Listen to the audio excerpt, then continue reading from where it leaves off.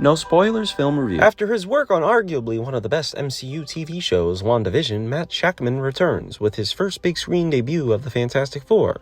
The discourse, leaks, early screening, press tours, bickering about characters' portrayals and decisions, how it will tie into the Avengers Doomsday event next year, to endless discussions about how Marvel has been on a toilet streak recently in the box office. With all of this aside, the film is here and it looks to be the lot of us are watching it regardless. Off the gate, the retrofuturism stylistically defined vibrant visuals with scattershot cinematography stuck in blocks of prisms, complementing its characters to side characters to clear, bright-as-day decisions that were made during this process in almost every way to Jack Kirby homage to the era that he illustrated them in, and also a love letter to not just comic book films, but to the man himself, Stan Lee, a figure who made this entire influential team a lineup of superheroes in the 60s. I also hate to be the breaker of bad news to the ones that are still crying over a female Silver Surfer here, but quite frankly, this was needed.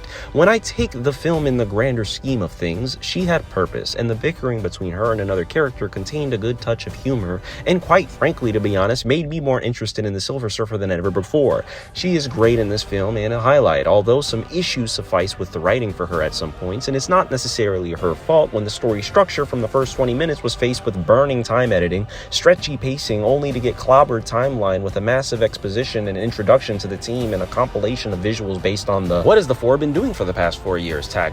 So if it wasn't an origin, then why did we need this? I get it, it's the talk show TV host guy doing what the talk show TV host guy does, but why doesn't it go anywhere? It almost felt as if it was solely done for the aesthetics of the retro 60s vibes that my friends in the foundation in this film set up. Another nitpick, Herbie the robot, forget about it. He had more to do in the entire promo for this movie than in this movie. I wanted to live in the sense of wonder that was being teased in the trailers. I wanted to feel a part of this world, and it didn't do that enough. The meat around it was just written to get by, but hey, it finally found its footing when the first steps, if you will. We finally get some decent structure going on from the Four. We see what it's like to be in this skyscraper. The middle part picks up, offering a nice beat of action, amazing sequences and space, visuals. The shots were focused, and up to the big showdown, the final action setup that this film was building up to was a bit disappointing. If you're selling Marvel's first superhero team family movie, then I don't know, I'm thinking Avengers level Guardians of the Galaxy approach. Not to say it needs to be anything like that, but this conclusion felt rushed.